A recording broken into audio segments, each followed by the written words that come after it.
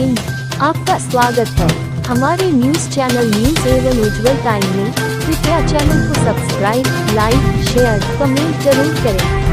नमस्कार, आप देख रहे हैं न्यूज एवन उज्ज्वल टाइम से MHU अंसारी रिपोर्टर की खबर। The hive pre school Virajkhand Gomti Nagar Lucknow का दिनांक 9 मार्च 2025 को उद्घाटन समारोह कार्यक्रम। मुख्य अतिथि महोदय बीजेपी सदस्य श्रीमान राजीव मिश्रा जी, ललित कलाकार श्रीमान राजीव मिश्रा जी, ज्योतिषाचार्य डॉक्टर उमाशंकर मिश्रा जी, गोमती नगर पार्षद श्रीमान संजय सिंह राठौर एवं परामर्श संस्थापक श्रीमती अंजलि सिंह, SKD स्कूल की सह प्रबंधक श्रीमती कनक मिश्रा, अमेठी यूनिवर्सिटी के professor doctor Angad Verma, merchant navy से संजय सिंह और द हाइव प्री स्कूल की संस्थापक व प्रधानाचार्य श्रीमती ऋचा श्रीवास्तव जी द्वारा किया गया।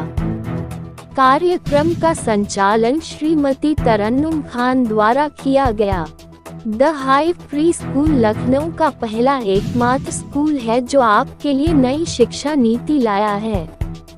बच्चों का भविष्य बनाने का एक सुनहरा मौका। यहाँ आपके बच्चों को न केवल किताबी शिक्षा दी जाएगी बल्कि आत्मनिर्भर बनाया जाएगा। यहाँ सामाजिक एवं भावनात्मक सीख समग्र विकास के साथ परामर्शदाता श्रीमती अंजलि सिंह द्वारा दिया जाएगा। साथ ही बच्चों को उच्च कला का ज्ञान सुप्रसिद्ध कलाकार श्रीमान राजीव मिश्रा द्वारा दिया जाएगा। विद्यालय में स्वच्छ वातावरण, वस्तु व्यवस्थित एवं आधुनिक तकनीक सुविधाओं के साथ बेहतर शिक्षा व संस्कार प्रशिक्षित शिक्षकों द्वारा दिया जाएगा। कृपया चैनल को सब्सक्राइब, लाइक, शेयर, कमेंट्स जरूर करें। अपने स्कूल का आए हैं गोमती नगर में, क्या कहना चाहेंगे? देखिए, आज बहुत ही अच्छा दिन है और आज स्कूल का शुभारंभ हो रहा है। और जिस तरह से स्कूल का शुभारंभ हो रहा, विद्या का देवी सरस्वती और सच में माँ बीड़ा वाली का कंठ जब किसी स्कूल में होता है तो स्कूल की उन्नति होती है। और मैं तो कहूँगा है पर स्कूल जिस तरह से आज ये खोलने की, जिस तरह से इन्होंने लगन लगाई है और जिस तरह से बच्चों के स्कूल के विकास के लिए बात कर रही है। आज क्या है कि बच्चे जैसे छोटे बच्चे होते हैं ना, पहले क्या होता था 2-5 बच्चे होते थे, आज बच्चे सिर्फ एक पेरेंट्स में एक बच्चा होता है। तो क्या करते, दोनों हस्बैंड वाइफ जॉब में रहते हैं, तो उनको बच्चों को कौन देखेगा, तो वो लाके प्ले स्कूल में छोड़ देते हैं और शाम तक बच्चे खेलते हैं। जो प्ले स्कूल होता है वो एक माँ होती है, उस माँ को बच्चे जब सौंपती है दूसरी माँ तो जानती है कि यहाँ पे कुछ ना कुछ सिखा के दे दे। उस तरह का आज ये स्कूल टेक्निकॉलजी बहुत अच्छा, जिस तरह से मैं अभी देख रहा था 5 आर्ट की जिस तरह से बात कर रही हैं, जिस तरह से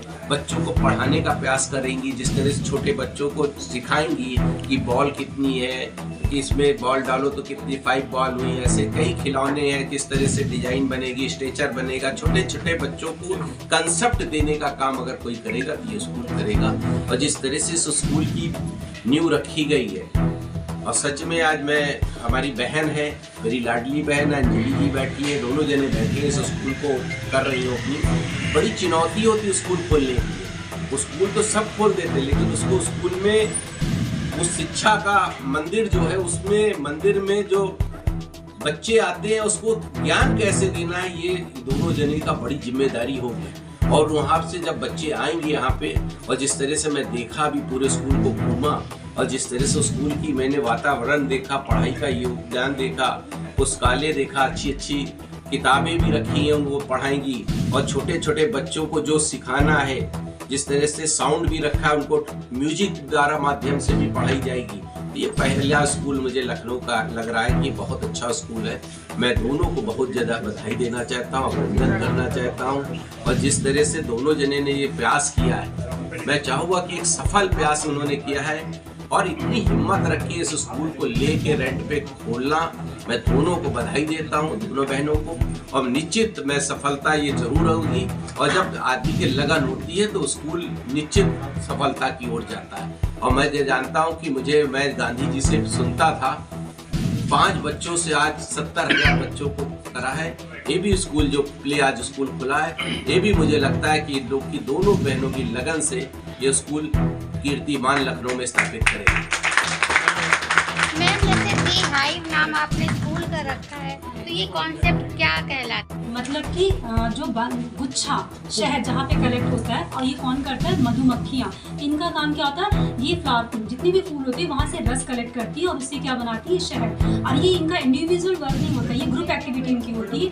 वही हमारा स्कूल इसी कॉन्सेप्ट के साथ आगे बढ़ेगा। तो जो बच्चे हैं यहाँ पर आ रहे हैं, यहाँ पे नई नई चीज़ें सीखेंगे, एक अच्छा एटमॉस्फेयर के साथ, नई सोच के साथ, नई टेक्नोलॉजी के साथ वो आगे बढ़ेंगे। तो इसी कॉन्सेप्ट के साथ मैंने द हाइव प्री स्कूल नाम रखा है कि जो बाहर की कोई नेगेटिविटी नहीं, कोई ऐसी इनकी मतलब कोई सोच भी ऐसी नहीं रहेगी।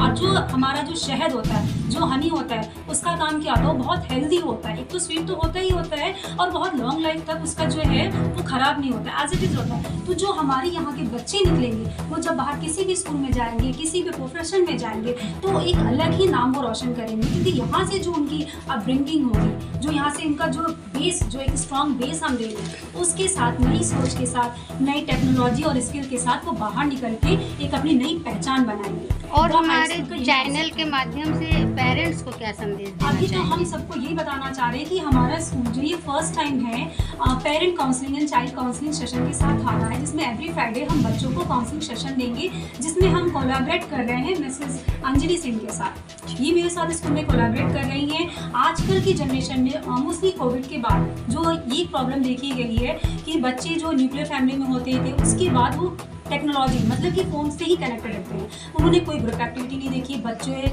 और परिवार ये उन्होंने नहीं देखा है। तो उनके पास प्रॉब्लम होती है कि फीलिंग्स को वो शेयर नहीं कर पाते हैं, एक्सप्रेस नहीं कर पाते हैं, क्योंकि उनको चीज़ें हाथ में ही तुरंत की तुरंत प्रोवाइड होती है। एक बच्चा है, माँ बाप का पूरा फोकस उसी पे होता है। तो यहाँ पे थोड़ी सी क्या बहुत ही मेजर इश्यूज आ रहे हैं, जिसका सोल्यूशन मैम के पास है, आगे वो बताएं। तो मैम, मैंने कॉर्पोरेट्स में और स्कूल्स में लगभग 20-25 साल काम किया है। As an employee, as a mother, as a counsellor, as a teacher, हर रोल में मैंने जो परेशानी और कठिनाइयाँ मैंने झेली, और मैं चाहती हूँ कि आगे जो मैं लोगों को उसमें मदद कर सकूँ। जो सबसे ज़्यादा जो अहम चीज़ है वो है लोगों की मानसिक स्थिति। हमारे 2 बच्चे हैं, टीनेजर हैं, और कोविड के टाइम पे मैं स्कूल में पढ़ा रही थी। जब बच्चे हमारे टीनेज में थे, तो मैंने अपने कॉर्पोरेट जॉब छोड़ दिया। मैं HR में काम करती थी, एम्प्लॉयज़ की वेलबींग देखती थी। तो वहाँ पर भी हमने देखा कि एम्प्लॉयज़ का आधा टाइम रहता है परेशान ही रहते हैं कि बच्चे घर पे कैसे होंगे, क्या कर रहे हैं। फिर जब मैंने अपने बच्चों को देखा, कोविड के टाइम पे देखा, तो मुझे लगा कि जब बच्चे टीनेज में पहुंचते हैं तो आधे से ज़्यादा बच्चे बात करना बंद कर देते हैं। पिछले 10 साल में सुसाइड रेट जो है एडोलेसेंट्स का डबल हो गया है। वर्क प्लेस में जब लोग जा रहे हैं वहाँ पर भी सुसाइड कर रहे हैं। कल का ही न्यूज़ है, एक IAS ऑफिसर ने सुसाइड कर लिया। लोगों की मेंटल जो है ना वेलबींग, वो इतना ज़रूरी है कि मैंने ये सोचा कि हम बड़े होने का इंतज़ार क्यों करें। मेरा ये कॉन्सेप्ट है कि हम प्रिवेंटिव मेंटल हेल्थ पे काम करें, बच्चों को बचपन से सिखाएं। और जो न्यू एजुकेशन पॉलिसी है 2020 की, उसमें हम लोगों ने रियलाइज़ किया है कोविड के टाइम में the failure of education system. तो हमने ये सोचा कि जो हम लोग रोड लर्निंग करते हैं, बस कुछ रट के गए जाके बच्चे ने लाइफ स्किल्स नहीं सिखा रहे हैं, बच्चों को इमोशंस नहीं सिखा रहे हैं। बस गुस्सा आ रहा है और उनको ये कह दिया जाता है कि गुस्सा करना अच्छी चीज़ नहीं होती है। बट हमें ये सोचना है वाई, बच्चे का गुस्सा क्यों आ रहा है, हम उसके हर रीज़न में जाए, रूट में जाए।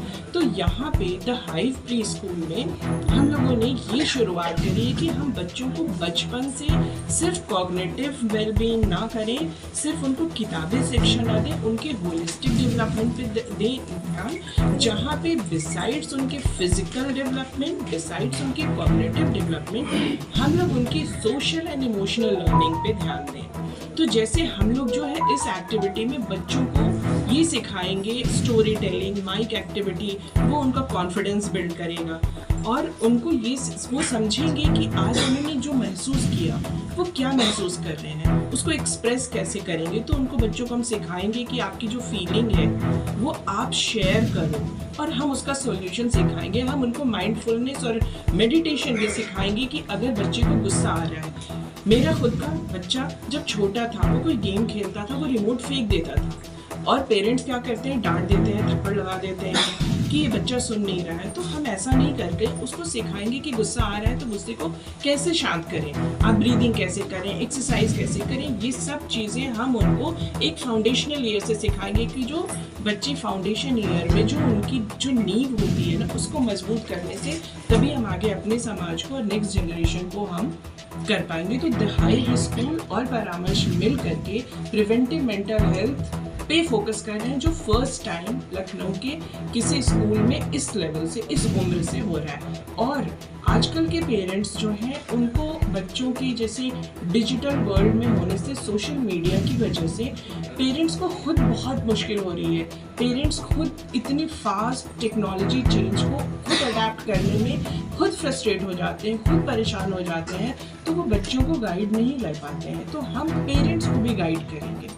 तो हम लोग पेरेंटिंग का भी वर्कशॉप करेंगे, जो पेरेंट्स हैं उनको भी ये सिखाएंगे कि हमें कैसे बच्चों की परवरिश करनी है। बहुत लोगों का ये कहना होता है कि बच्चे आज तक तो परवरिश होती रही है ना, ये कोई नई चीज़ क्यों आ गई। पर पहले इसलिए आसान होता था क्योंकि माँ बाप और स्कूल, बस ये दो चीज़ होती थी जो बच्चे को शिक्षा देती थी। अब बच्चों के पास सोशल मीडिया है, उनके पास एज अप्रोप्रिएट इन्फॉर्मेशन नहीं आते, पहले इन्फॉर्मेशन आ जाती है जो उनके एज के हिसाब से सही नहीं होता है। तो उनको ये सब चीज़ें बताना, बहुत पेरेंट्स को पता भी नहीं होता कि बच्चे मोबाइल पे क्या देख रहे हैं। तो ये सब चीज़ों को देखते हुए और आगे का सोचते हुए फ्यूचर जनरेशन के लिए हम लोग ना ये प्रयास कर रहे हैं। Okay, thank you.